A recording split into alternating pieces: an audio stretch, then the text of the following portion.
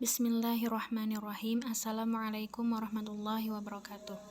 Alhamdulillahilladzi arsala rasulahu bil huda wa dinil haq liyudhhirahu 'alad dini kulli wa kafa billahi syahida. Asyhadu an la ilaha illallah wa asyhadu anna Muhammadan 'abduhu wa rasuluhul ladzi la nabiyya wa la rasula ba'da amma ba'du. Alhamdulillah, pada kesempatan kali ini saya mempunyai tugas mempresentasikan matkul dari fikih 3, yaitu fikih sunnah. Saya menjelaskan tentang fikih sunnah dari referensi Said Sabiq, yaitu bab hudud, hirabah yang berarti perampokan atau begal. Nah, apa sih hirabah itu? Nah, definisi hirabah juga disebut perampokan di jalan, yaitu begal ya. Nah, hirabah ini adalah penentangan kelompok bersenjata di negeri Islam untuk menimbulkan kekacauan, menumpahkan darah, merampas harta, menodai kehormatan, dan menghancurkan tanaman serta keturunan, yang semua itu mengancam eksistensi agama, akhlak, hukum, dan undang-undang.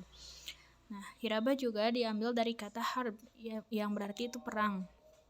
Karena kelompok penentang antara hukum ini dinyatakan sebagai pihak yang memerangi satu komunitas di satu sisi, dan di sisi lain mereka memerangi ajaran-ajaran agama Islam yang datang untuk mewujudkan keamanan dan keselamatan jamaah dengan menjaga hak-hak mereka.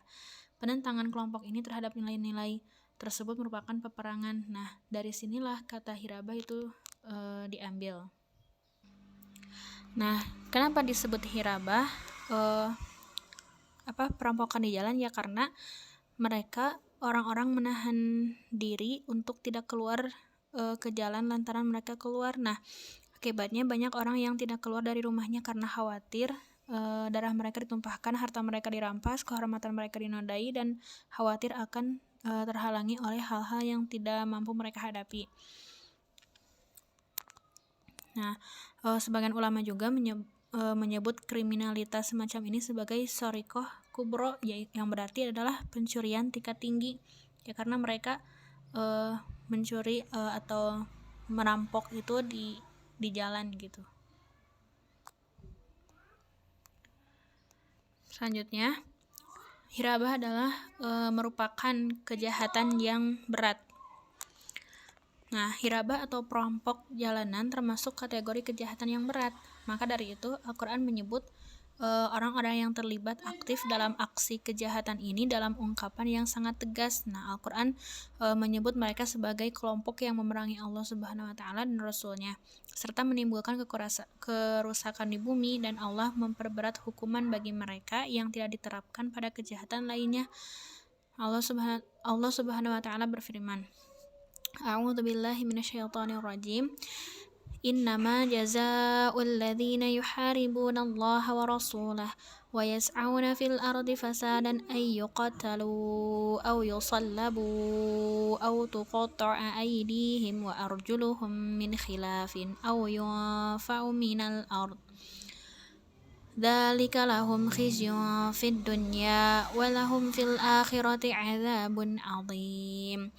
Yang artinya, sesungguhnya pembalasan terhadap orang-orang yang memerangi Allah dan Rasul-Nya dan membuat kerusakan di muka bumi hanyalah mereka dibunuh atau disalib atau dipotong tangan dan kaki mereka dengan bertimbal balik, kayak silang gitu maksudnya, atau dibuang dari negeri atau tempat kediamannya. Yang demikian itu sebagai suatu penghinaan untuk mereka di dunia, dan di akhirat mereka mendapat siksaan yang sangat besar.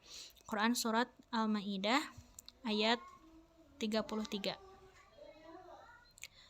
Sedangkan dalam hadis Rasulullah SAW mengumumkan bahwa siapa yang melakukan tindak kejahatan semacam ini, maka dia tidak berhak menjadi bagian dari umat Islam. Rasulullah SAW bersabda, "Man hamala alaina silaha falaysa minna," yang artinya, siapa yang menghadapi kami dengan membawa senjata, maka dia tidak termasuk golongan kami. Hadis riwayat Bukhari dan Muslim. Selanjutnya, syarat-syarat hirabah. Maksud syarat-syarat hirabah ini, orang-orang yang dinyatakan terlibat dalam hirabah itu harus memenuhi syarat-syarat tertentu agar hukuman bagi mereka yang telah ditetapkan dapat dilaksanakan lantaran kejahatannya yang dilakukan hirabah. Nah, syarat-syarat yang dimaksud adalah yang pertama ada mukallaf. Nah, syarat mukallaf, orang-orang yang dinyatakan terlibat dalam hirabah harus memenuhi syarat berakal dan baligh. Nah, karena keduanya merupakan syarat bagi mukallaf yang juga merupakan syarat terkait penerapan sanksi hukum. Nah, kayak kalau misalkan anak kecil dan orang gila itu masing-masing tidak dapat disebut muharib meskipun keduanya terlibat dalam berbagai aktivitas hirabah. Jadi diangkat penanya. Lantaran tidak terpenuhinya syarat mukallaf pada masing-masing dari keduanya menurut ketentuan syariat. Lalu yang kedua itu bersenjata. Nah, syarat yang membawa senjata itu dinyatakan sebagai kelompok muharib harus memenuhi syarat bahwa mereka membawa senjata.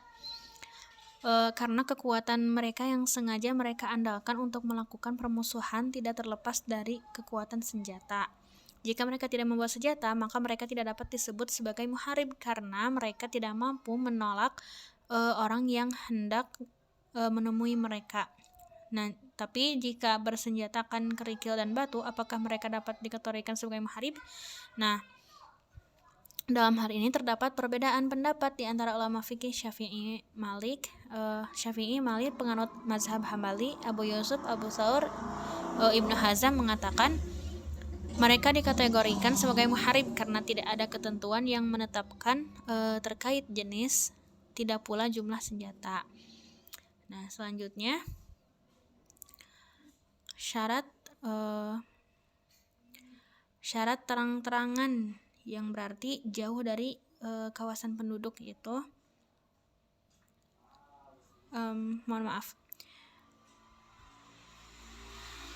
Syarat terang-terangan.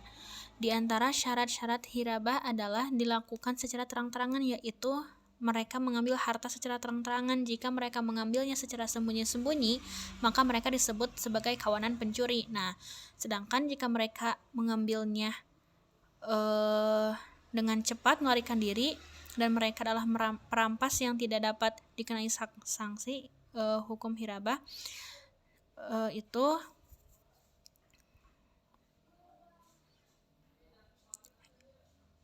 termasuk perampokan yang secara terang-terangan gitu. Nah, selanjutnya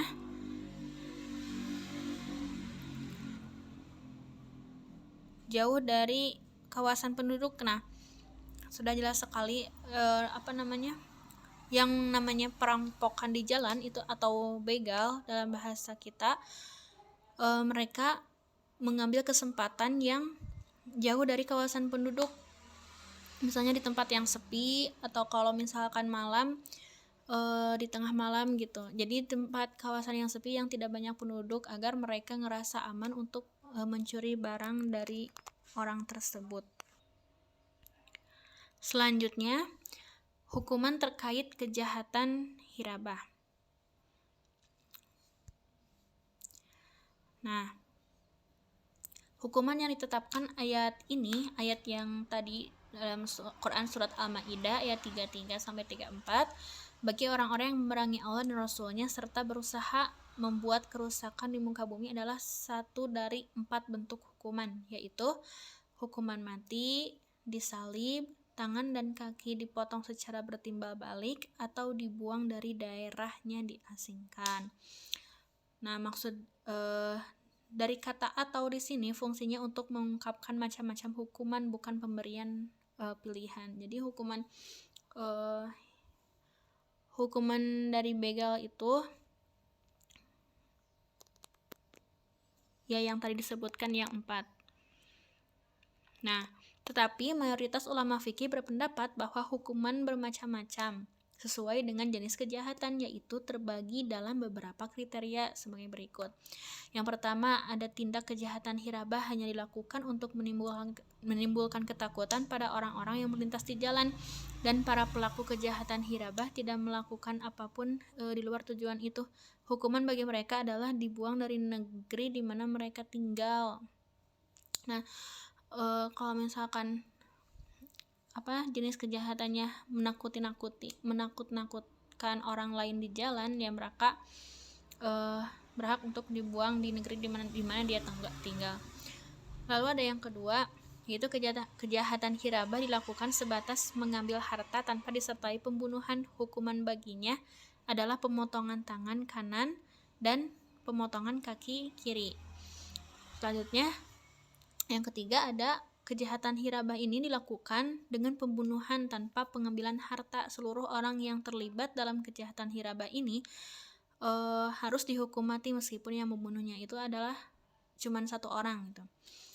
Terus ada yang keempat, kejahatan hirabah dilakukan dengan pembunuhan dan pengambilan harta. Hukuman dalam kejahatan ini adalah hukuman mati dan penyaliban. Maksudnya mereka disalib dalam keadaan hidup hingga mereka mati. Nah, selanjutnya ada jawaban atas sanggahan dan solusi masalah. Nah, kejahatan dan kerusakan di bumi ini semuanya pasti ada hukumannya, tetapi di sini khusus bagi orang-orang yang melakukan tindak kejahatan hirabah yang mengancam eksistensi penguasa dan tidak mau mematuhi hukum syariat. Sedangkan sanksi-sanksi hukum itu hanya bagi para pencuri dan pezina secara personal dan benar-benar tunduk terhadap syariat.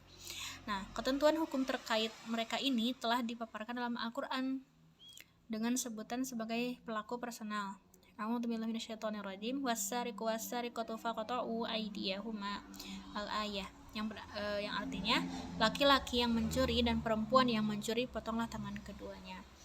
Jadi sudah jelas gitu jawaban untuk solusi masalah dalam hukuman dalam kejahatan ini, yaitu kejahatan hirabah, sudah tercantum dalam Al-Quran gitu.